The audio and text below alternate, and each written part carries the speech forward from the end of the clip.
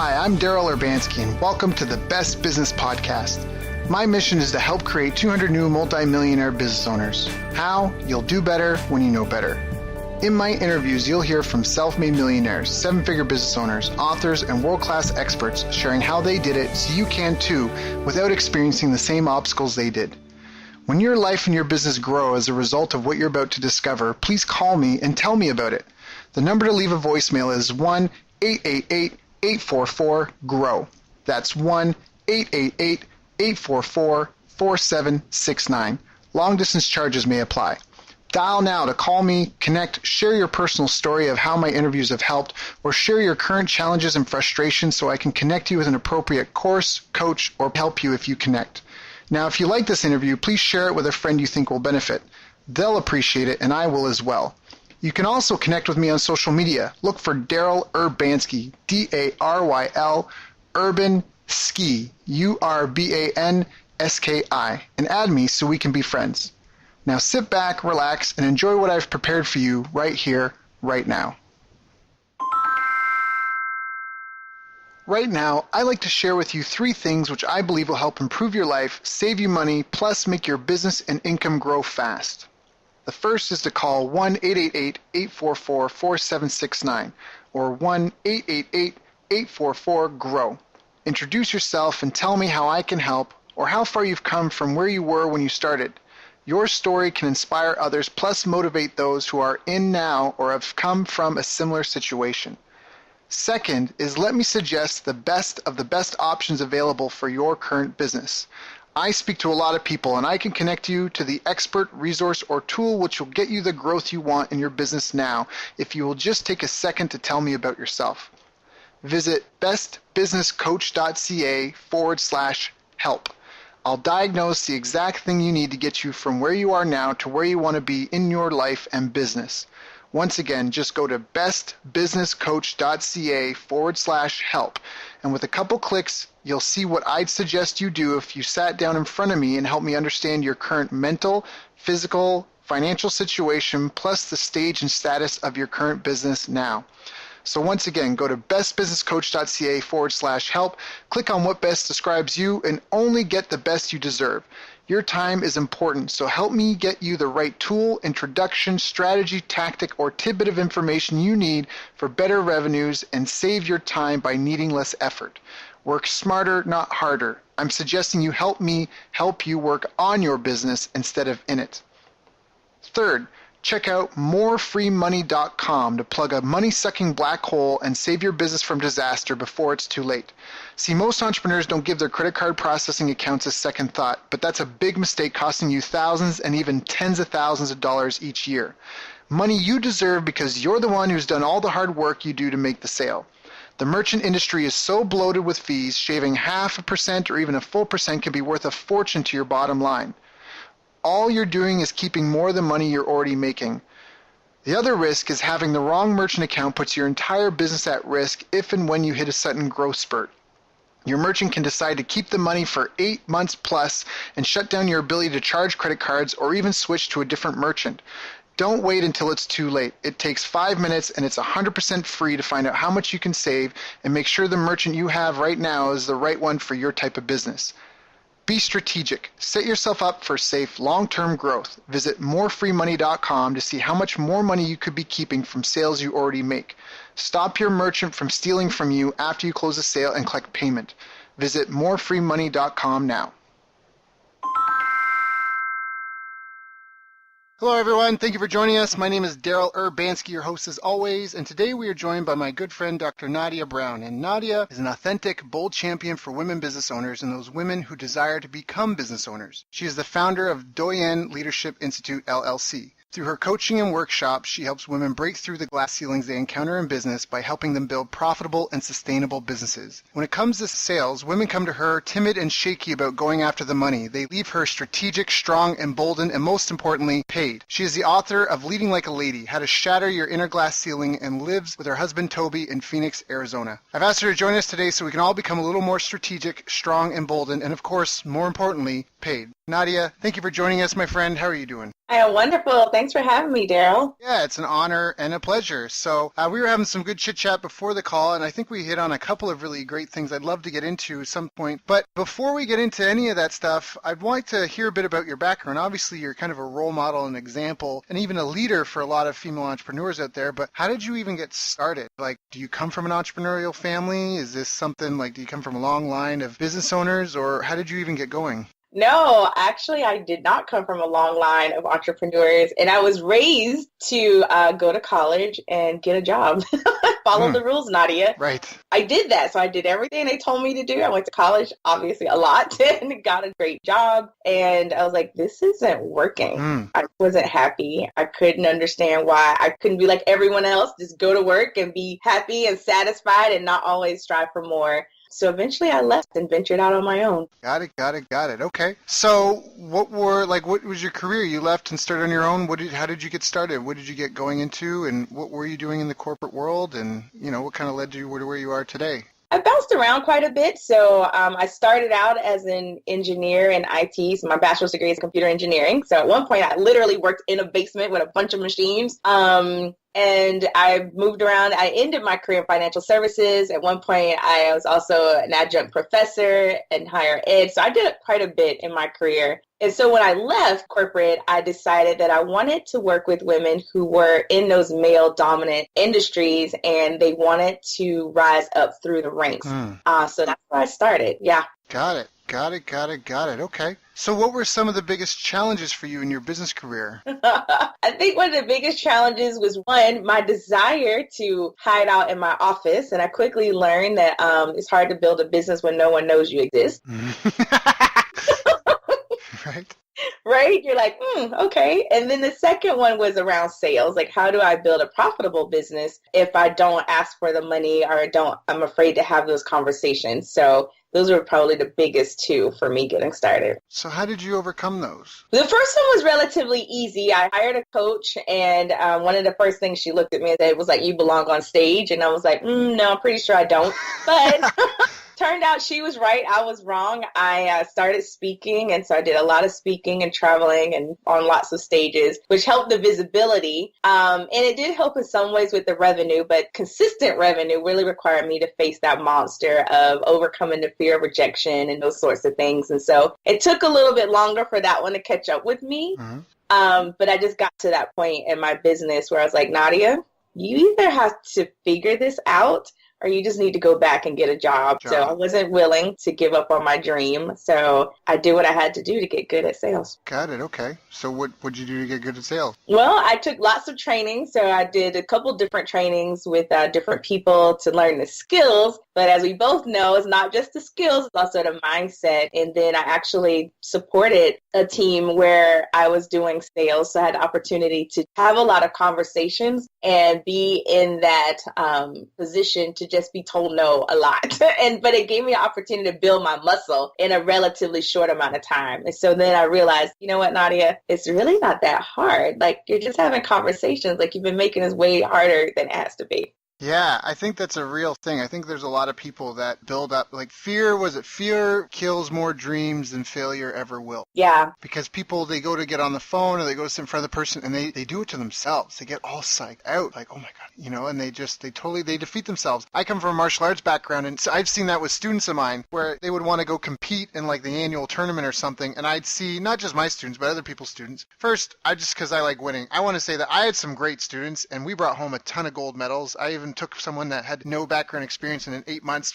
brought home 2 gold medals at provincials. So just to say that first and foremost. But you could see sometimes in matches when 2 guys would get on the mat or 2 girls, size each other up, one person mentally is already lost. You could just see it. Like, they stare each other down, and one person, you just see they seem more timid and afraid of the other person. So they're already on their heels and the fight hasn't even started yet. Yep. So I think that part's a really, really big thing about it. The same is true in sales. I see people do it all the time. Right? So how do you deal with your mindset? Because is it like a one thing, like you flipped a switch and now you're done, and you're like, oh, that was great, I'm glad I got that taken care of, on with the rest of my life? Or is it something you constantly have to work at?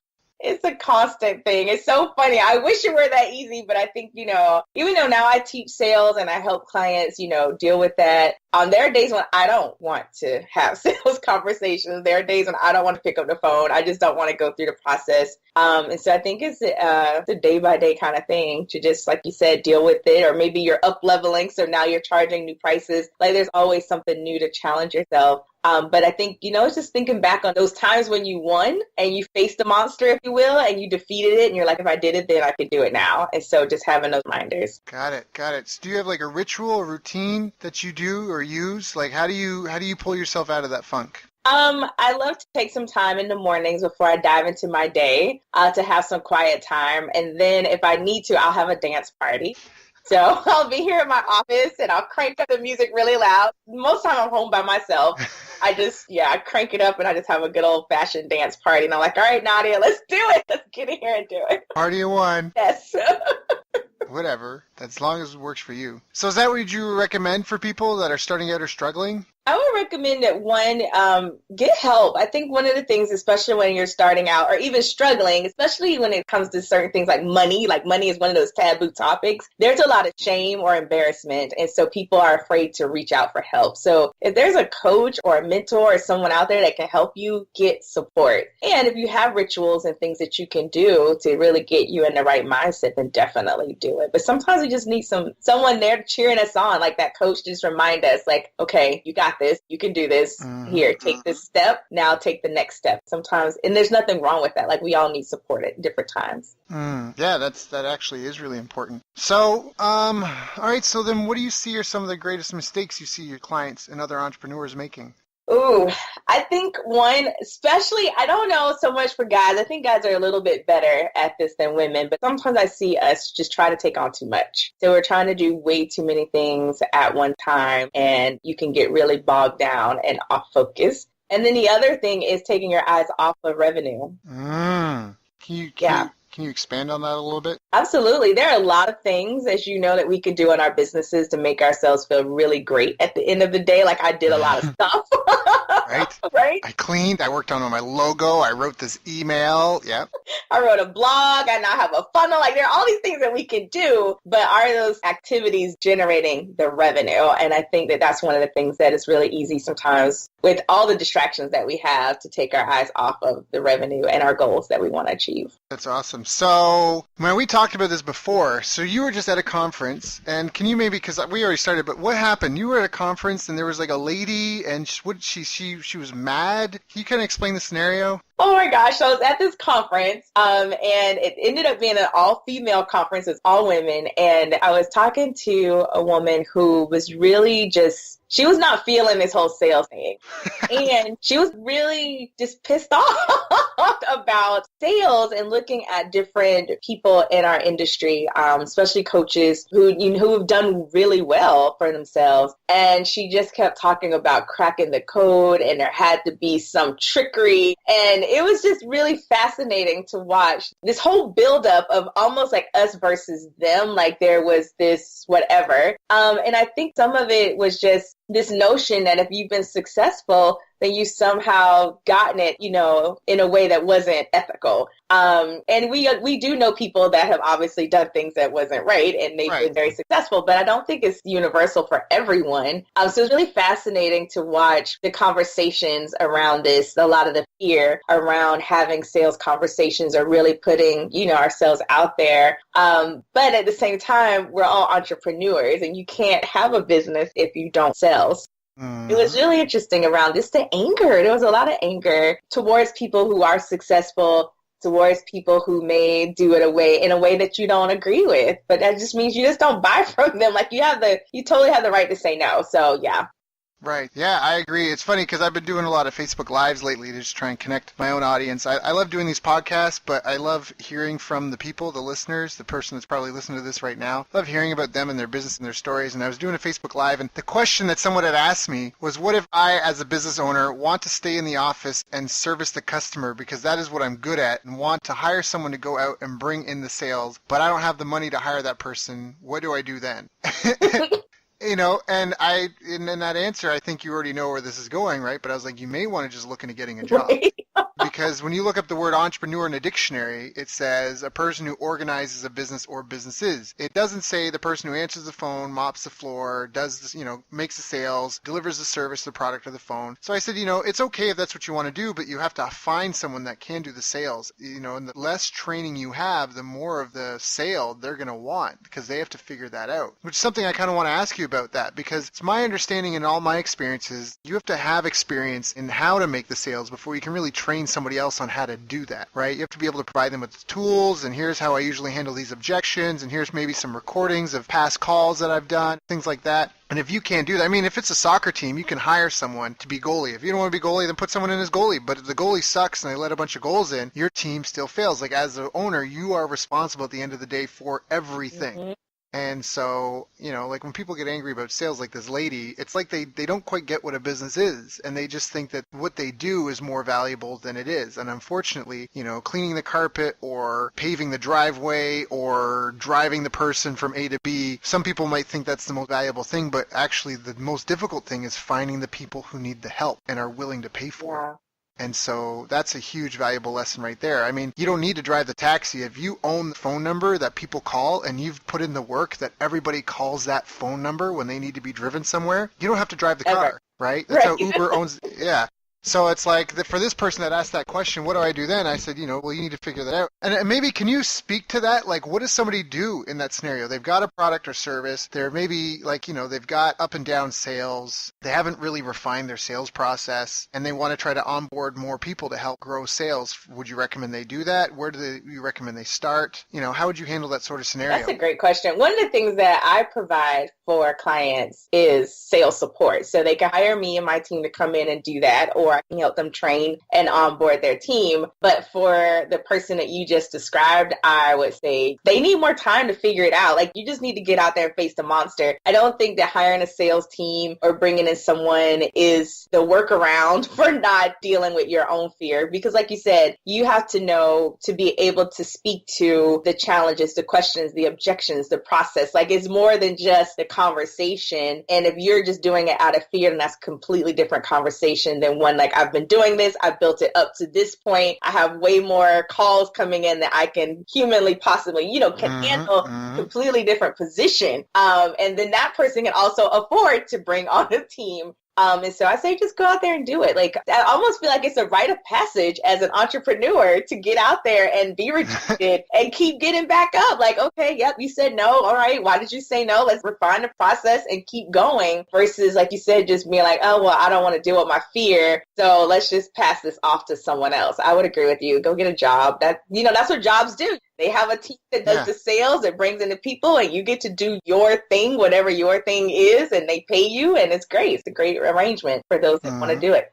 So, and correct me if I'm wrong, but I think part of what helps is to have a growth mindset versus a fixed mindset. And what I mean is that to understand sales, it's not a battle. It's not a contest where you show up and they show up and one's going to emerge victorious and the other one's going to emerge as a loser. I think that that's part of what really trips people up. You have to understand that it's a conversation and a process. It's like growing a plant or raising an animal, or, if no one's got a green thumb and they don't have any pets, it's even like dust collecting in your room. Like, if you don't maintain it, if it's a car, pick something. If you don't maintain it over time, like, there's more than just the one-time event. Obviously when you sit down, you really can decide, did I make the sale, yes or no? And you can kind of, like, don't want to give yourself the excuse or the out that, like, oh, I'll get him next time. But the reality is that some people need a few visits, a few phone calls, and it's a process. It's a conversation. It's okay to talk with people about that, to come from that place of being a stern but loving parent. And again, please correct me in any place if I misspeak, but I think that if people take a look at it from a growth point of view, where if you're just getting on the phone and really trying to get the person to open up to you and share with you what their pain is and what the problem is. And oftentimes people, when they tell you what the problem is, they have to go 3 layers deep. Right?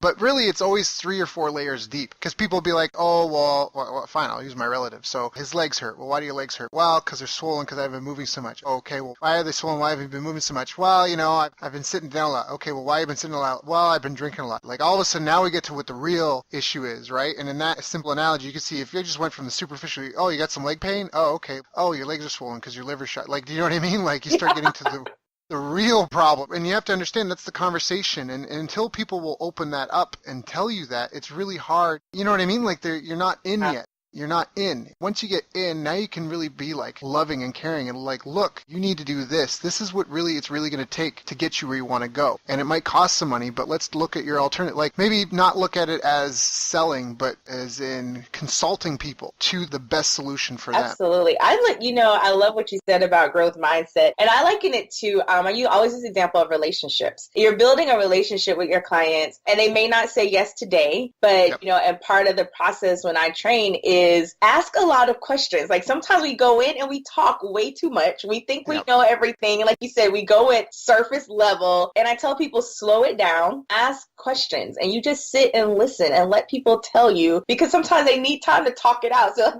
I loved your example. Let's go a few more layers because there's something more to it. Tell me more about that. And even if they don't say yes in that conversation, like you said, it's not win, lose. You just kick them to the curb. No, you continue to build a relationship and you create a process where you check back in. Maybe they need it 3 or 4 months. Maybe they need it 2 days. You just never know. But if you're only focused on, did I get the sale today? Or that's the end of our relationship, then you're creating an environment that's really going to be tough to build on. And it's almost hostile, right? Like either you're in or you're out. You're with us or with them. And it really does come with treating people with love and care. I mean, if you think about it, again, if someone was suffering from arthritis, you knew there was a supplement or you knew there was an exercise routine that cured 90% or even 100% or even if only 70% people of it, and this person is suffering and they were just, and they were really in a bad spot, negative thinking, just overwhelmed and frustrated and all the baggage that can come with that. You would be a stern but loving parent, you know what I mean? And you would coax them on. Now, you do need to set time limits, and that you can't have an open window. Right. Can't be an endless timeline like, hey, I'm going to sit, like, you have to keep it punchy because there has to be incentive for them to act, because that's the other thing is some people will just sit there and they'll just take up your whole damn day. Right. Right? So you have to try to, and you have to make meaningful progress in a reasonable amount of time. If you're not making reasonable progress or meaningful progress in a reasonable amount of time, it's best to just, I'll check back with you, leave some resources to help. So what are some of when you talked about that, you said focus and taking their eyes off revenue are the two biggest things that the clients that you have and the entrepreneurs in general that you see mistakes they're making. So what do you recommend to help keep people focused? And what do you recommend to have people keep their eyes on revenue? Well, I recommend a couple of things. I love having accountability partners and tracking your money. I think some of us, and I see this more so with women, we don't pay attention to the dollars. We're just like out here doing our thing. I just love all my clients. And really not keeping an eye on that. And so what I've done is I created a Google spread that there's nothing sexy about this at all. It's on. But it works. That's pretty sexy. Right? There's nothing sexy about it. It's a basic spreadsheet, but I share it with my accountability partner and it tracks my revenue. So I know that there's someone other than me that has the potential of looking at my numbers. I don't think she ever looks at it, but I know that she could, should she decide, like, what the heck is Nadia over there doing with her money?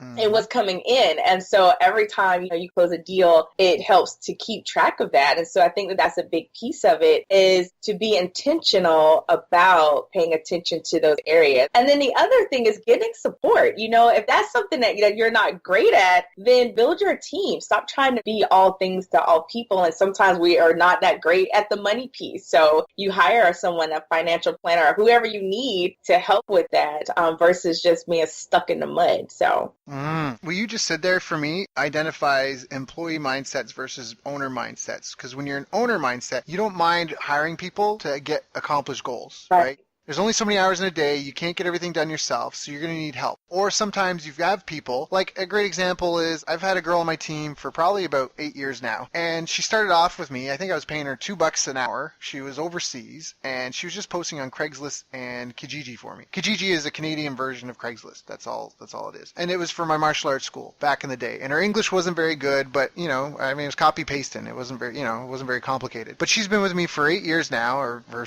pays multiplied a few times over.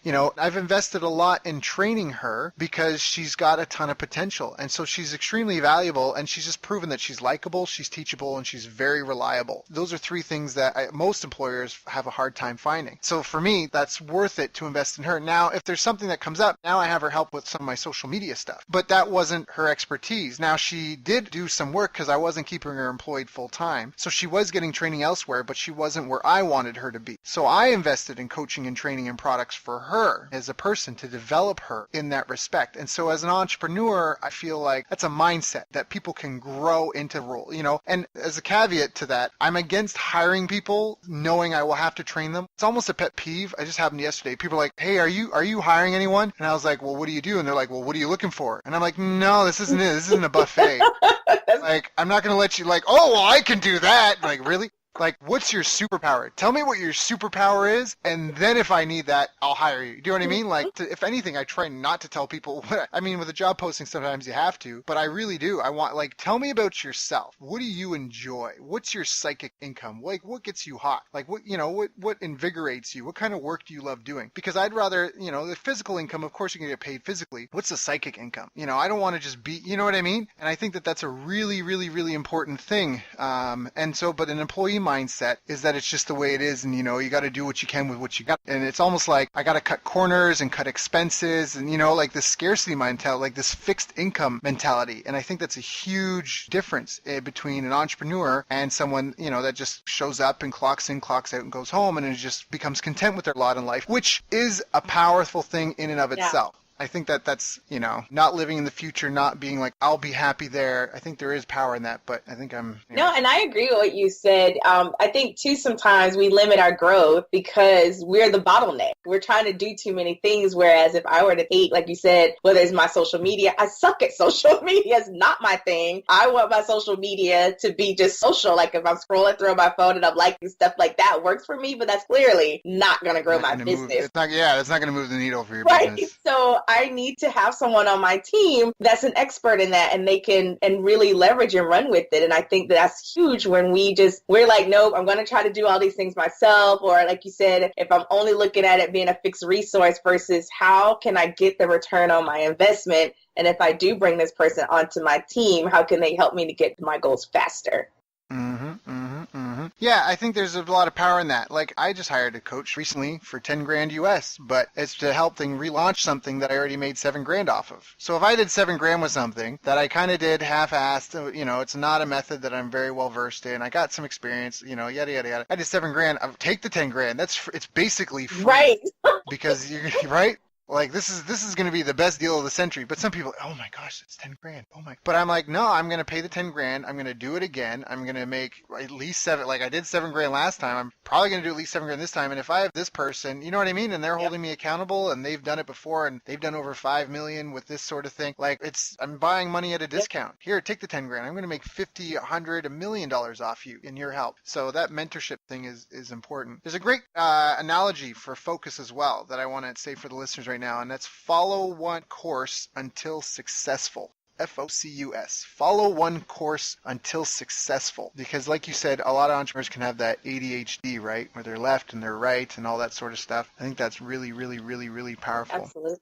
So sorry, you have an accountability partner, you've got your revenue sheet, holds you accountable because someone's looking over your shoulder at it. What are some other habits that you feel that some of your best clients and the most successful entrepreneurs that have? I pick up the phone. I'm not afraid to talk to people. I know that there's a lot of technology that I leverage. I love, like I said, social media to let somebody else manage that, email marketing, all these different things that we can do. And I also pick up the phone and I talk to people. And my clients do the same. They're finding that. They also track it in their courage diary. So they have this tool that now, one, are you picking up the phone? What are people saying? So you're also getting a lot of great real-time feedback as well from people. So you're talking to real people. You're tracking your revenue. You're learning your close ratio, like how many no's for your guests. There's so much value in really picking up the phone, and it's sometimes a lot faster than leveraging some of the other tools and processes that we use in business.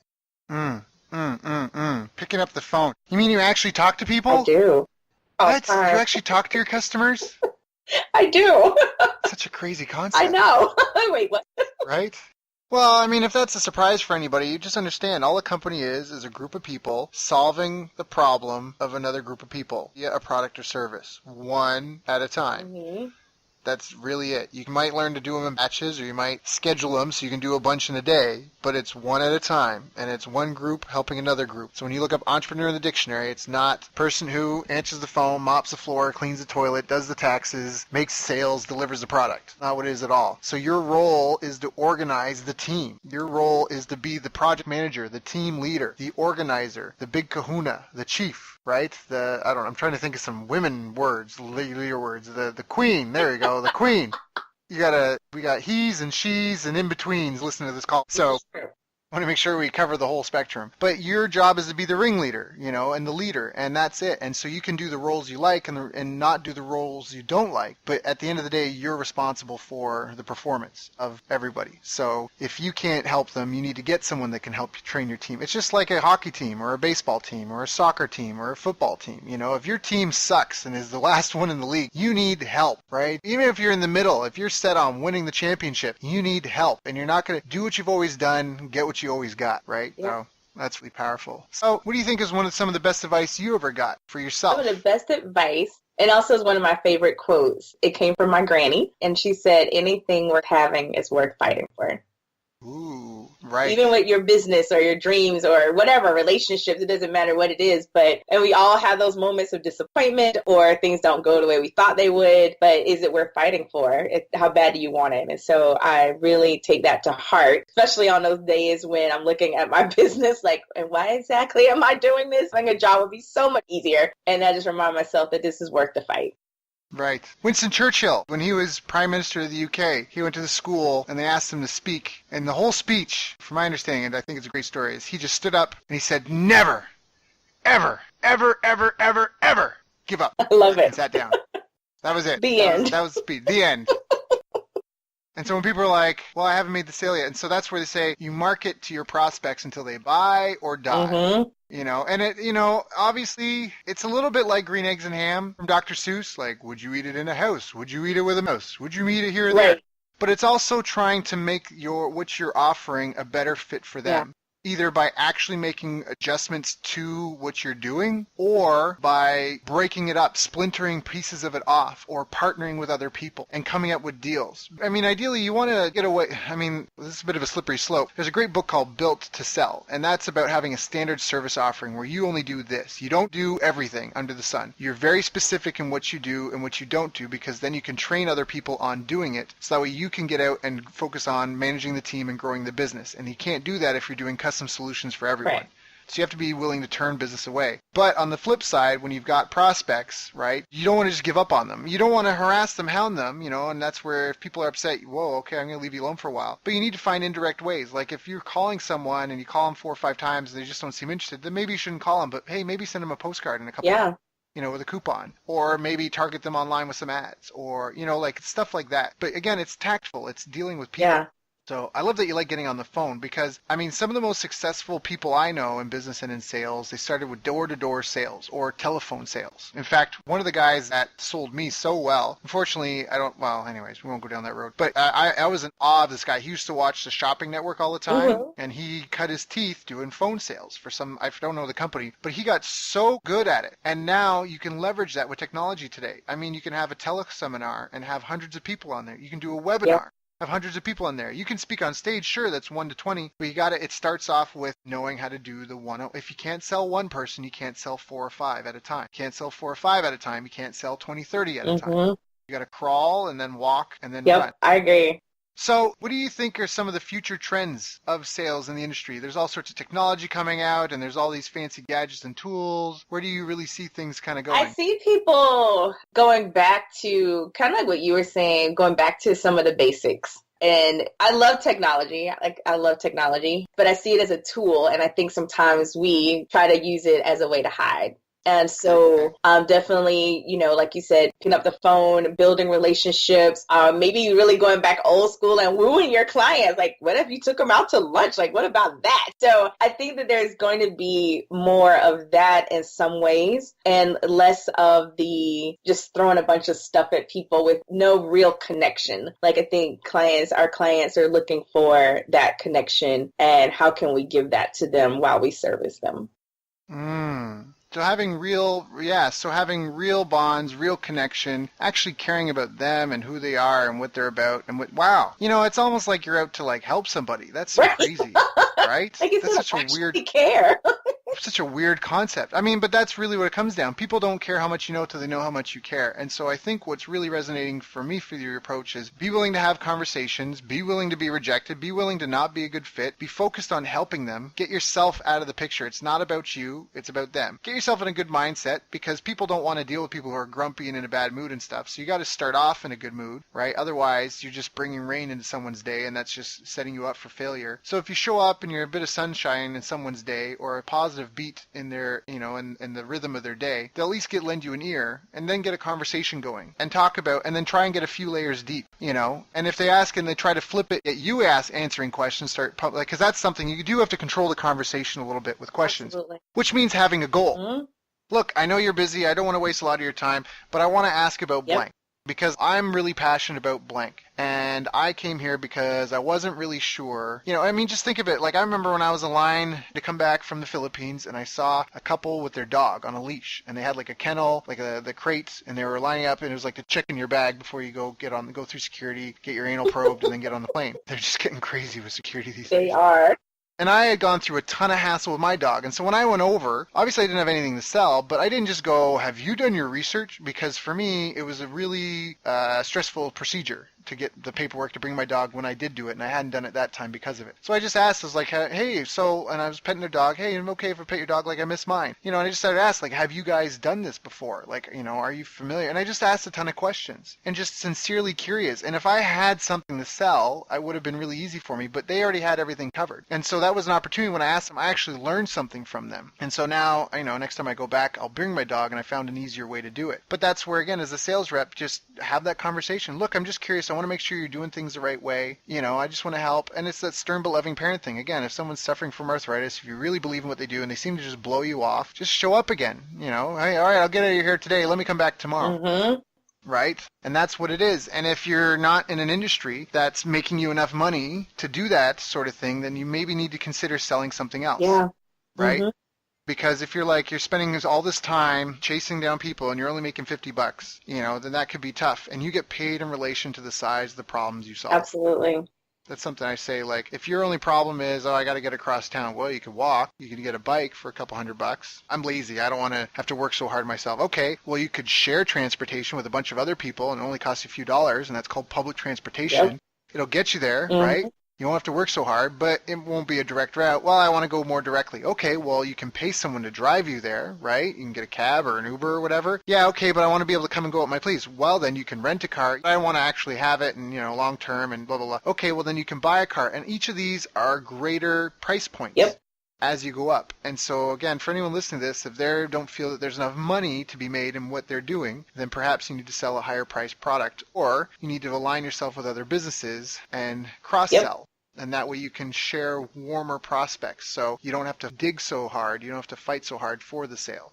If you're someone that installs pools, maybe you can refer business back and forth to lifeguards. Right. Lifeguards are people in the pool. You're here every day of the week. Have you ever thought getting a pool in your backyard? I know it sounds big and expensive, but you don't have to dig a big hole. Let me just send you over to Jerry. And, Jerry can give you a quote, talk about some things. Just you can practice some of the stuff you do in the pool because, some days you don't want to come all this way, blah, blah, blah, blah. You share people back and forth. Yeah. And that might be a better way to share warmer leads and traffic, to not fight so hard. That is so good. I think we're going to see more of that too, Daryl.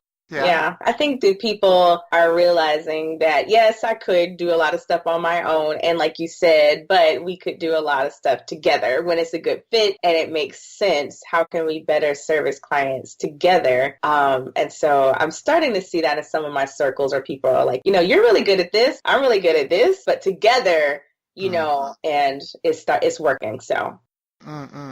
So do you have a process that you walk people through in helping develop, refine their sales process or identify how to qualify leads better? Or, is there a step, where should people start? If people are listening to this and they're like, well, obviously I want to make more sales and I like everything that they're saying. Where do I look at my business and where do they start? Where should they focus? Should they focus on generating more leads? Should they focus on, talking to past customers? Where do you think they should begin? I usually tell my clients to start by picking up the phone. And and it depends on where they are in their business. So the biggest challenge is they just need to generate more leads. They don't have enough data just yet to figure out where to necessarily make a lot of the changes. And there are those that have customers and they're like, okay, what do I need to do? So depending on where they are, I would say just start picking up the phone. So start by talking to past clients or talking to people that you think might be a good fit for your core offer. And I tell them just go through, most of us can go through our cell phones and easily get 100 people.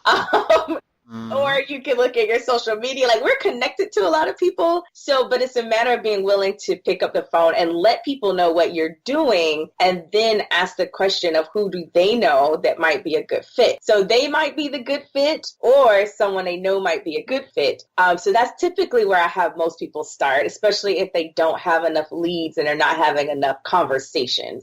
Some of my more advanced clients, like one of my newer clients, we just started working together within the past week or so. She's at that point. She's been at it for years. So she knows how to do the sales. She's generating a revenue. And she's like, Nadia, the problem where I'm becoming the bottleneck is because I'm also doing some of the fulfillment and I'm wearing the hat of CEO. I'm managing all these people on my team. I don't have the time now to go back and have all these conversations, whether it's with new prospects or even past clients, to see how I can best support them. And so that's where I come in and I'm like, well, I can do that for you. I can support you in that way. So it really depends on where they are, where I would tell them to start. But a lot of it, for most people, they're just not having enough conversations. So how do you generate more leads, whether it's speaking or lives or leveraging technology? But a lot of times we can do that by just picking up the phone.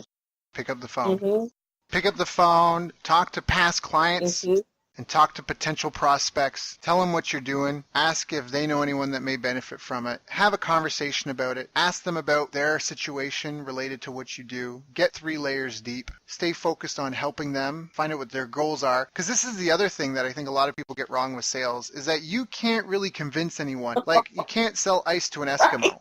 Right, which isn't the technical. You can't sell ice to an Inuit person, right? I should know that because my brother's actually up there right now. Oddly enough, he's way north Canada in Iqaluit, like the northernmost city, building houses right now. So you can't do that sort of thing. You know, you have to tap into an existing desire. And I think if there's any secret to sales, that's probably it. You can't create desire in someone. You have to tap into something that's already there. And so you have to find the group of people with the desire and then tap into it. Tap into the people and get them to know, like, and trust you, and then they'll join your, it's like if you guys are going on a road trip and there's 5 cars and people are picking which car to go in, right? You can't convince people to go somewhere. They're already going that way. You just now have to talk to them. You're really sensitive to temperature. Well, check it out. I love having the car nice and cool. Come on, hop my car, like find that. And there's going to be something for everybody.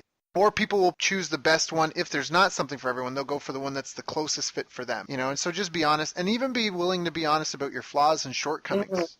Set expectations really well up front. You're better to under-promise and over-deliver than to over-promise and fall short, because that'll only shoot you in the leg, especially in this day and age. When people go to buy stuff, they go online, they look up reviews. First, they do the research on all the options available. They narrow it down to a couple that they think they're interested in, and then they go through all the different reviews. They want to see what people have experienced when they come out on the other end. And then after, they start shopping around for coupon codes and promo codes and discounts.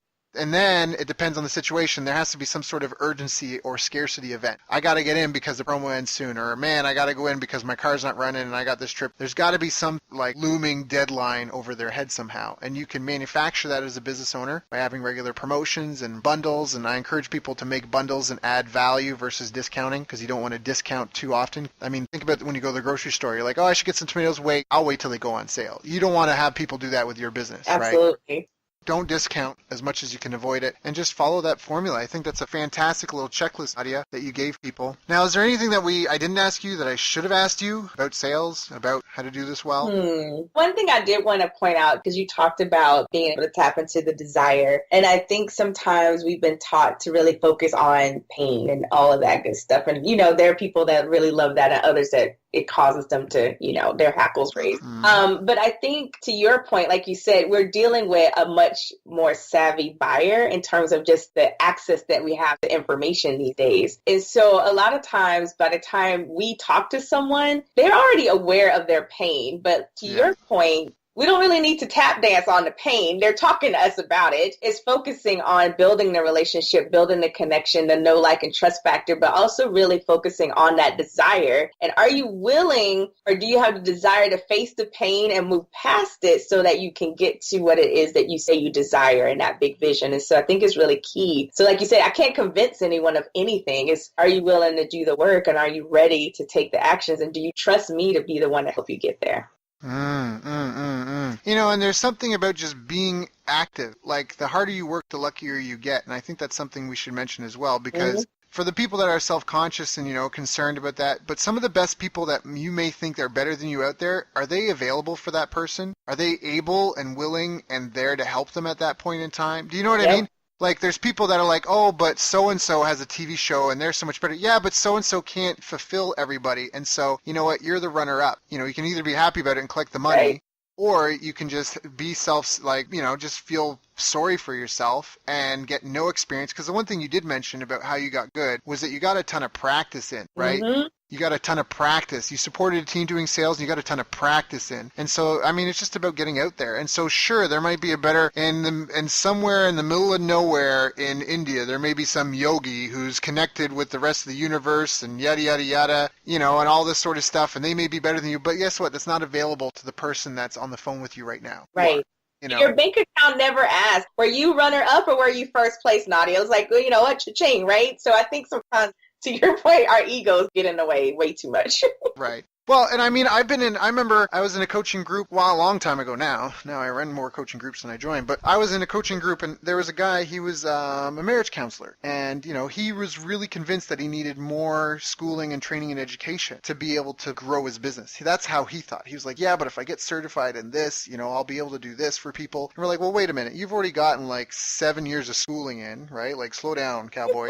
We already got like 7 years of schooling in. And right now, where we were in Jersey at the time, and where we are in Jersey, how many couples are there in an 8-block radius that you could help with the knowledge you have right here, right now, today? And he goes, oh, well, probably a few hundred, because there's all these massive buildings, right? And we're like, okay, and how many do you need to have a full practice? And he's like, you know, 100, 200 would be a really busy, like, that would keep me busy. So we're like, all right, you don't need more training, more skills and education. You already got enough to help everybody. In the land of the blind, the one-eyed man is king, you know? So you don't have to be the best out there. You just have to be better than the other options around you, and then be focused on continually improving. And that's something that everybody, your product, because everything's growing and moving forward. So you constantly got to be, R&D is just a fact of life and business. If you're not, you're just going to one day wake up and your product and your service and you are going to be outdated.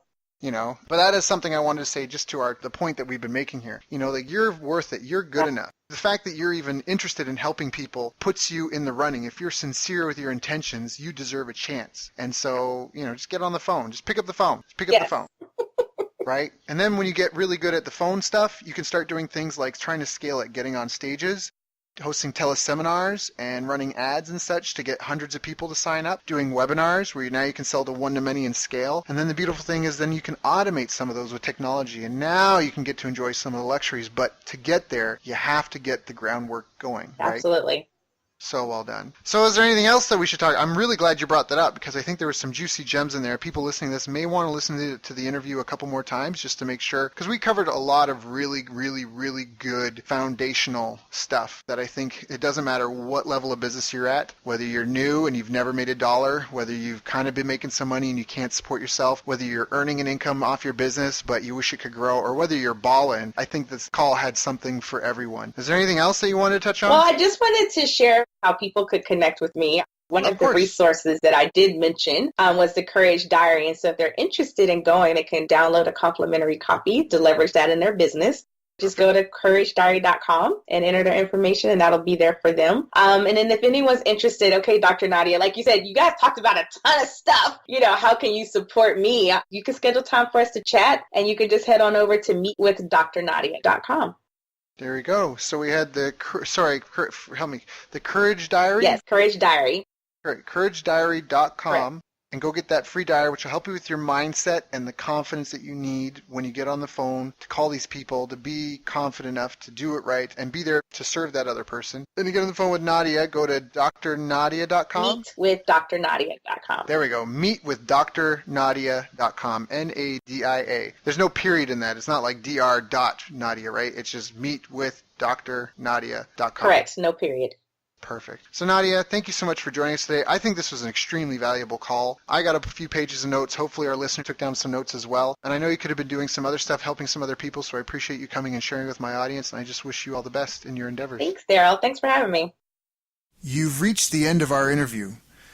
Now first, let me thank you for listening. I appreciate and respect you more than you'll ever know. And now I'd like to ask you a couple of questions. First, what 3 lessons did you just learn? What 3 aha moments just jumped out at you? Second, what can you implement for yourself and your business in the next 24 hours? Third, what can you give to someone else to help you with, or give to them to just do it for you? Whatever it is, remember, taking action is the secret sauce to results. Now, if you think this interview would be helpful for a friend, please give them a link to it. It'll help them and it'll help me too. I'd also like to invite you to help me find out more about the challenges you're facing, your dreams, your goals, and how I can help you overcome what's holding you back. We both do better when we know better, and your success is my success. So please reach out and interact. You can visit our website, bestbusinesscoach.ca for Canada or California, where I'm from and where I'm living. You're welcome to also try out one of our paid programs. You can find us on YouTube, Facebook, and pretty much every other social media channel you can think of. You should also subscribe to the podcast, and if you're enjoying them, please leave us a nice review. It really helps. That's all for now. Once again, thank you. Take care of yourself, and remember, the world needs the best business you can build. And I believe in you.